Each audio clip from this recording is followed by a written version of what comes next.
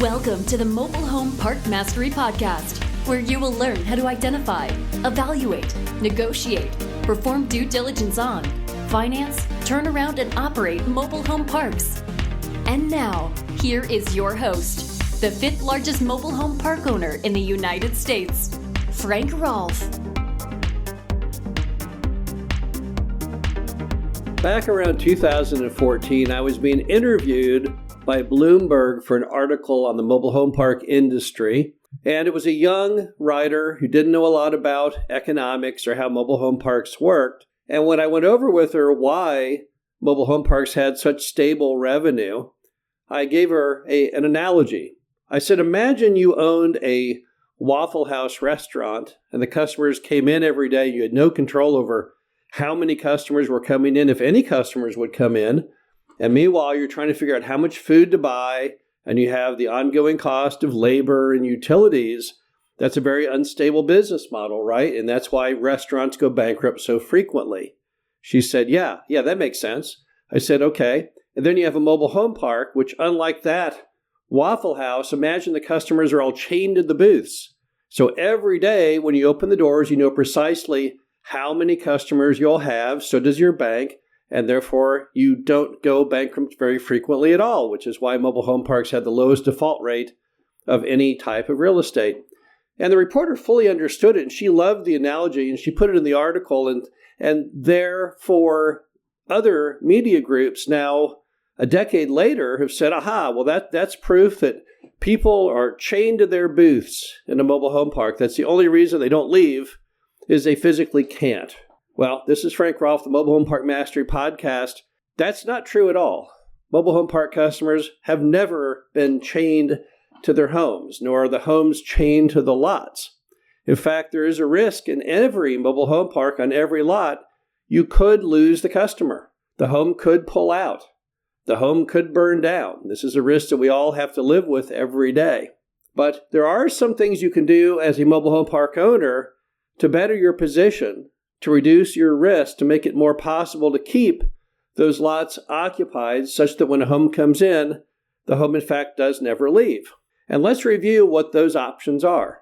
Let's first notate that any mobile home in a mobile home park that is pre-HUD, in other words, it does not have a HUD seal on the back of the home, that home cannot be moved.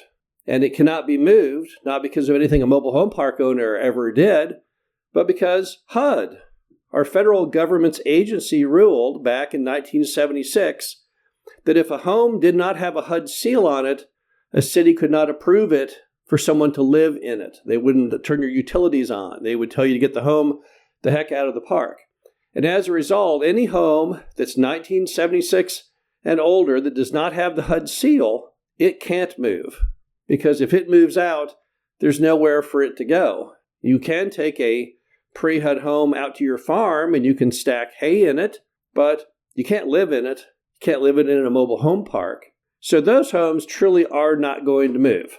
I think that's just pretty much a given. And beyond that, they probably shouldn't move because a 50-year-old mobile home or older is probably never going to survive transport.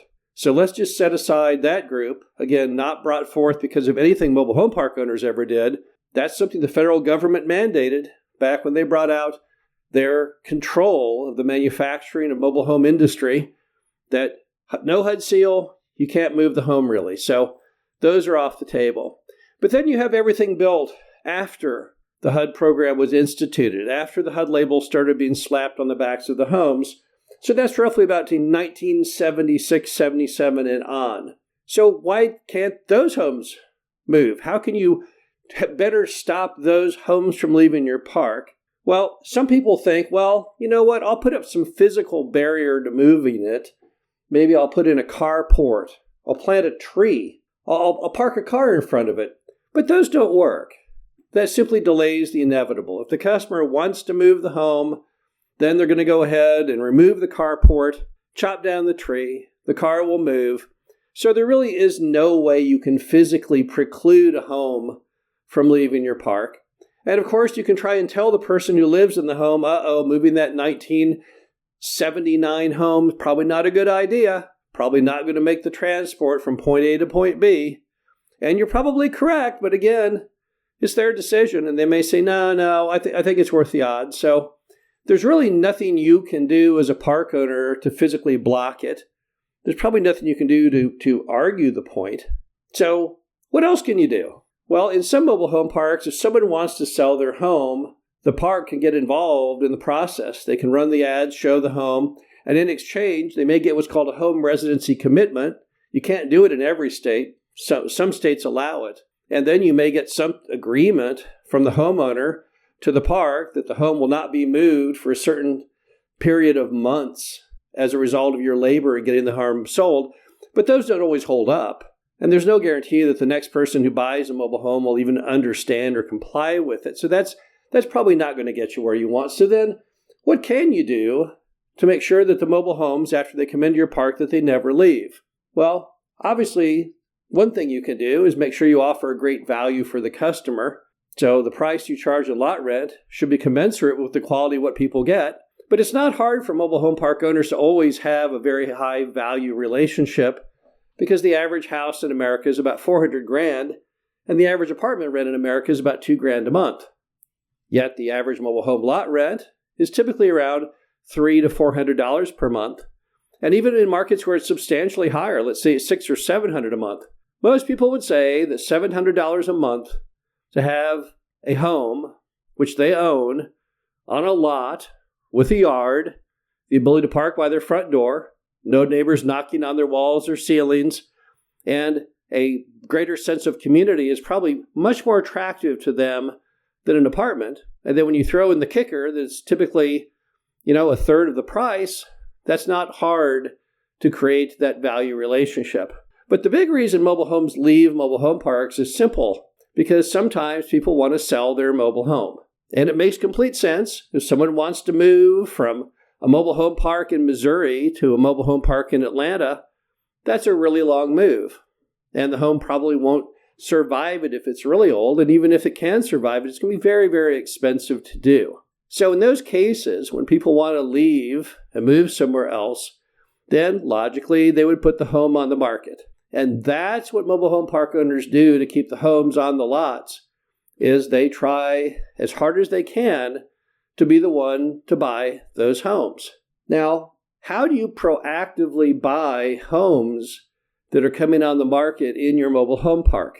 Well, the first obvious answer is if you have someone who's not able to pay the lot rent, more than likely something's not going to hold together. They're probably going to have to either sell the home or, what you don't want to have happen, abandon the home. And either way, it's better for everyone if you initiate the conversation as to, hey, you're not having success in paying the lot rent. What would you think about selling the home? Some people call that cash for keys. That's more of an apartment terminology. In this case, it's a much larger amount of cash, not just for the keys, but for the title to the home. Go ahead and buy the home from them. That is a great win-win opportunity for many park owners, because often the amount that they want for the home, which gets them back on their feet with maybe a move to a different locale where there's more available jobs or maybe near family, that's a win-win for everyone. So focusing on people who haven't paid rent has always been a good idea to see before they might sell that home, if they would be interested in selling the home to you, the park owner. The next is, the second you see a sign go up in any window of any mobile home in your mobile home park that says for sale, you want to jump on that. You want to go to the customer and say, hey, we saw your sign. The home's for sale. How much do you want for it? We'd love to buy it. Now, your manager hopefully goes around the mobile home park every day and picks up litter and checks on how things are going. They should be observant enough to see a sign pop up in a window that says for sale.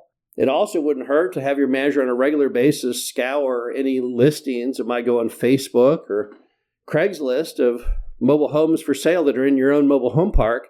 So that's another good way to get a head jump on that.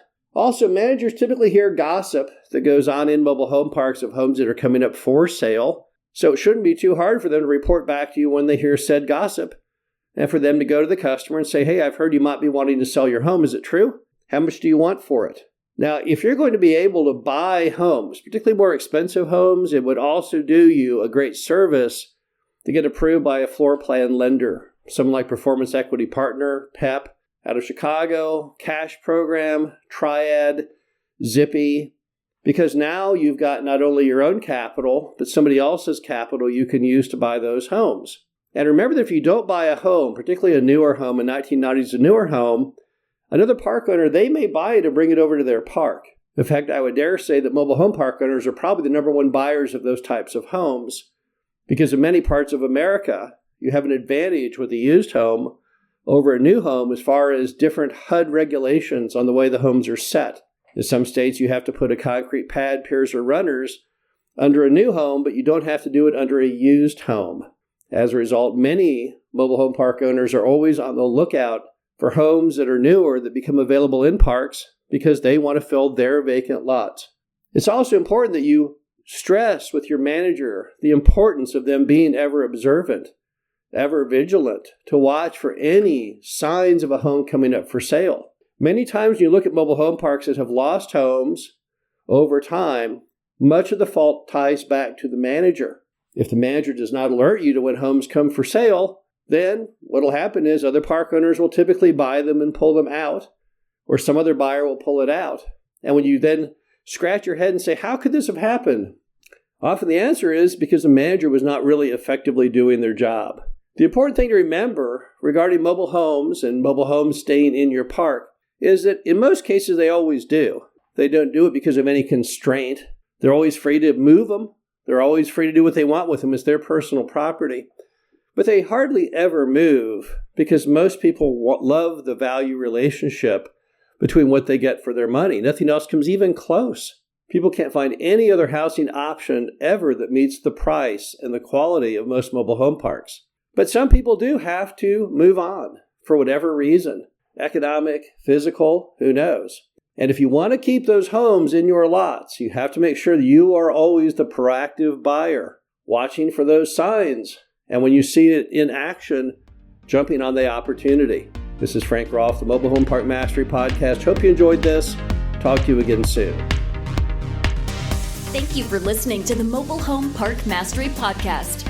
Be sure to visit us at mhpmastery.com to subscribe to the show, read our show transcriptions, and access all of our great information on mobile home park investing.